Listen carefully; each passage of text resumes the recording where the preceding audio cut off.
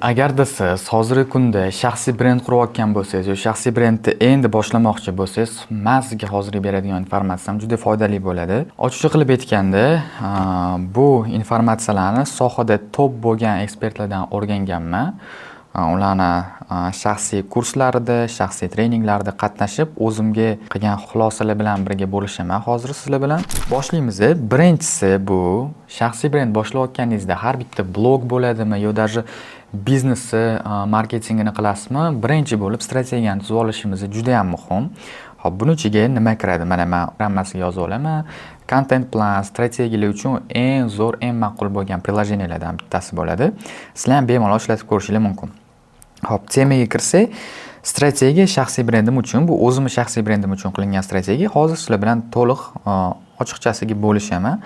Birinchisi, bu shaxsiy brend qurishdan asosiy maqsad nimada? Bu bo'lishi mumkin klientlar sonini oshirish. Men uchun bu albatta klientlar sonini oshirish, kontent joylab o'zimni mana shu ekspertligimni ko'rsatgan holda va target reklamasi orqali lead va mijozlarning sonini oshirish bo'ladi.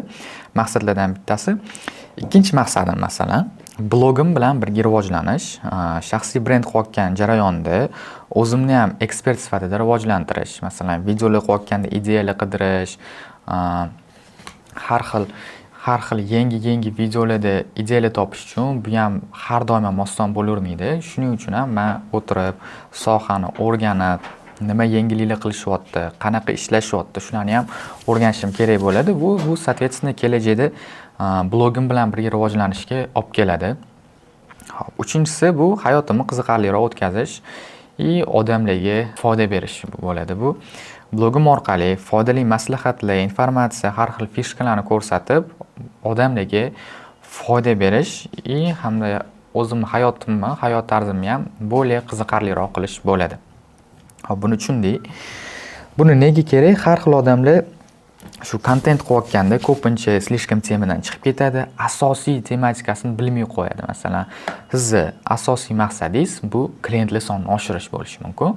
Lekin siz videolar qilib ko'rdingiz, harakat qilyapsiz, qarasangiz lekin o'xshamaydi. Shundan keyin sekin odamlar boshqa narsaga o'tib ketishni boshlaydi. Kimdir orqasidan gapirib qo'yishi mumkin, vobshe temaga to'g'ri kelmaydigan videolarni chiqarib yuborishi mumkin.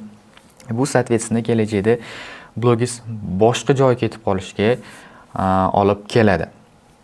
Ikkinchisi bo'ladigan bo'lsam, bu kimman va nima uchun odamlar meni kuzatish kerak? Xo'p, nima uchun meni kuzatishlari kerak va shaxs sifatida qolganlardan nima bilan ajralib turadigan taklif? Nima uchun meni kuzatishlari kerak va shaxs sifatida qolganlardan qanaqa ajralib turadigan tarafim bor? Xo'p, 0 dan ko'tarilayotgan 18 yoshli bola. Endi bu o'zim uchun yozgan narsalarim.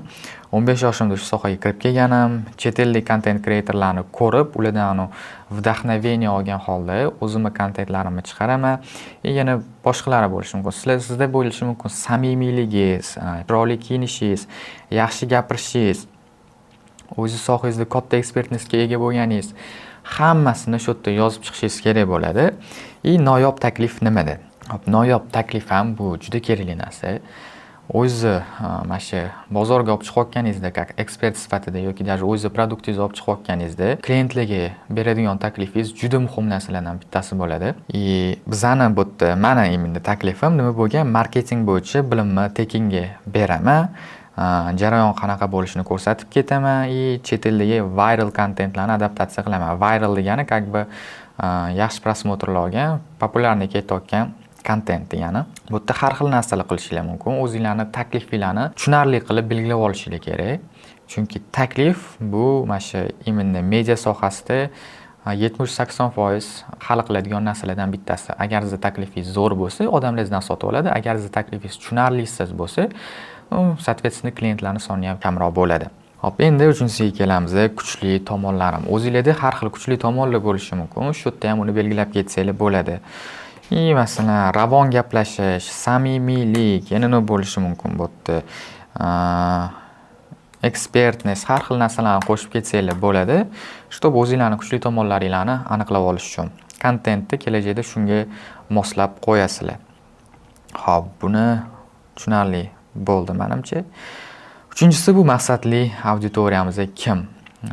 Men uchun bu o'zimni ekspertni sistemga to'g'ri keladigan Biznes va shaxsiy brend egalari bu mani mijozlarim bo'ladi. Yoshi 24 dan 45 yosh atrofida, jinsi asosan erkaklar, moliyaviy holati ko'p hollarda erkin bo'ladi. Bu auditoriyani jalb qilish uchun nima kerakligini yozib ketganman, ekspertlikni ko'rsatgan holda har xil lifehack, fishka, foydali ma'lumot berib jalb qilish mumkin. Nima usul orqali jalb qilish mumkin? Masalan, Reels orqali, target reklamasi orqali, lead magnet orqali. Lead magnet nima degani? Masalan, videolarda ko'rgan bo'lsanglar, oxirida qanaqadir so'zni yoziladi deb ketadi kommentariyada. Odamlar shu so'zni yozgandan keyin direktga chatbot-ga сообщение yuboradi. Shuni lead magnet desa bo'ladi. Konkurslar qilib, influence marketing degani bu blogerlardan foydalanish bo'ladi. Shunaqa qilib biz o'zimizning maqsadli auditoriyamizni jalb qila olamiz. Ularga soответственно sotish uchun jalb qilamiz. Hammaga tushunarli deb o'ylayman bu yerda. Maqsadli auditoriyani agar kimligini bilmasangiz, endi kirib kelayotgan bo'lsangiz, masalan, o'zingizni sohangiz emas, birovni sohasini rivojlantirayotgan bo'lsangiz, birovni sohasini ham marketingini olayotgan bo'lsangiz, shaxsiy brendini yurg'izib berayotgan bo'lsangiz, KazDev qilganingiz to'g'ri bo'ladi. KazDev qanaqa bo'ladi? Masalan, o'sha biznesning klientlari bilan birma-bir gaplashishingiz kerak bo'ladi. Ularni orzularini aniqlab olasiz, yoshini aniqlab olasiz, aynan nima kerakligini bilib olasiz. Shundan kelib chiqqan holda maqsadli auditoriyani qurasiz. Content strategiya. Qaysi platformada qachon foydalanamiz?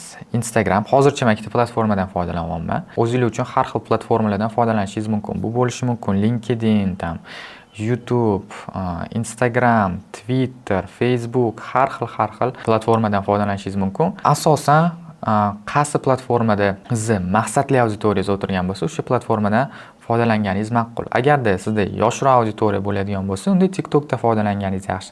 Kattaroq auditoriya bo'ladigan bo'lsa, Facebook. Agar общий hamma auditoriya bo'lsa, unda ham Facebook, ham Instagram foydalanib ketsangiz bo'laveradi. Men bu yerda faqat Instagramni tanlagan, boshlash uchun eng zo'r nuqta.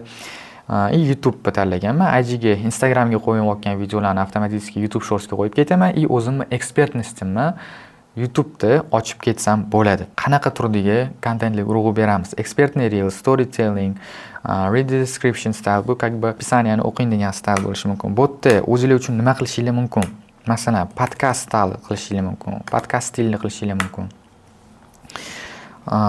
Trend videolar olishingiz mumkin. Bu yerda har xil kontent turlari bor.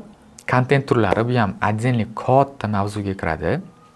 Bu bo'li rubrikalarni aniqlash bo'ladi. Agarda bu ham sizlarga qiziq bo'ladigan bo'lsa, xudo xolasa kelajakda bu to'g'risida ham отдельный bitta video chiqaraman. Xo'p. Bularni aniqlab oldik. Qaysi platformadan foydalanishimizni bilib oldik. Qaysi kontent turiga urg'u berishimizni bilib oldik. Oxirida kutilayotgan natija. Haftasiga 3 tadan video joylab 2025-yilning oxiriga qadar 1,5 ming obunachiga ega bo'lish. Bu как бы minimumni yozganman. Bu yerda bo'lishi mumkin 10 ming obunachi, 15 ming obunachi, haftasiga 3 ta emas, haftasiga 10 ta video qo'yishingiz mumkin. Har xil. Shaxsiy brend yordamida nima natijaga erishmoqchiman? Bu bo'lishi mumkin daromadni oshirish, yaqinlar orasida hurmatini oshirish, sohada go to expertga aylanish. Go to expert degani masalan marketing yoki SEO o'ylaganda odamlar srazu kim eslaydi, sizni eslaydi. Bu уже ingliz tilida aytganimizda go to expertga kiradi. Men bilan birga ishlayotgan odamlar yanada ko'proq hurmat qilish uchun, men bilan ishlashini birovlarga maqtanib berish uchun har xil hammada o'zini maqsadlari bo'ladi. Bu yerga men o'zimni maqsadlarimni yozib chiqqanman. Xo'p, общий bu yerda shaxsiy brend qurishdan asosiy maqsad deb belgilaysiz. Undan keyin kimsiz, nega odamlarni kuzatish kerak, maqsadli auditoriya, content strategiya, kutilayotgan natija.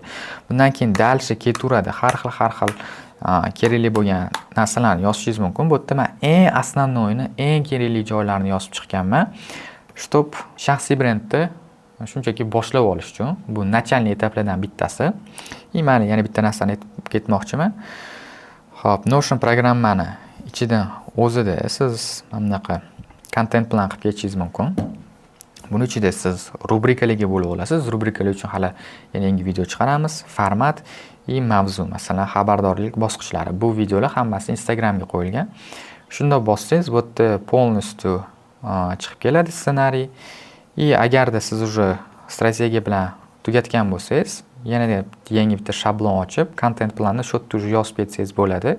Hammasi birinchi rubrikani tanlaysiz, formatni tanlaysiz, bo'lishi mumkin. O'tirib kameraga qarab gapirish, ozvuchka yarim pastda video turadi, tepada siz gapirasiz. Shunaqa videolar. Mavzuni ichiga ssenariyni yozib ketishingiz ham mumkin. Shundan keyin sekin o'zingizni shaxsiy brendingizni qurib ketsangiz bo'ladi. Bu shaxsiy brend qurish birinchi etaplardan bittasi bo'ladi. Hali kelajakda undan ham ko'p videolar, undan ham foydali materiallar chiqarib borishga harakat qilaman. Agarda sizga bu video yoqgan bo'lsa, like qo'yib qo'yishga esdan chiqarmang.